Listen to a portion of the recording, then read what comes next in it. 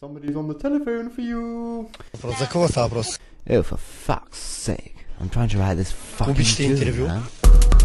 И така ми харесва много добре. Цяло за нашите медицински сестри, му гърне в ръката и може да му отреше ръката или пръста, може да му фръкне на детето. Разбираш ли ме? Значи, аз, както и ви го кажа, булка, запали ми цигарата. Значи, в Либия, аз съм чист българин, значи в Либия живота е много труден. Твърд, як, кораж, прав и сложен. Значи, да ги удължат и да ги пуснат, че моя шеф беше, аз бях в Либия. Си имаше 4 жени. Значи 4 5-25, нали? Какво ли е тая работа?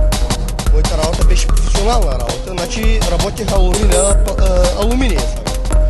И взимах 600-700 евро заплата на месец. Плюс това храна, ток, вода, квартира, всичко включено. Разбираш ли? Моите българи, моите приятели от Либия. По принцип, обичам и искам да имам. Но, разбираш ли? Това ми е син. Насреща. Това ми е син. Насреща. По никакъв случай мога да... Абе, никакъв мога да... Мога да ги доля по всеки един случай, както искат. Обичам френските ласки, стига да са мои. Стига да са мои. Обаче, обичам и те да ми... Но, това мога да кажа аз. Друго нещо интересува ли? Просто ще има животен затвор.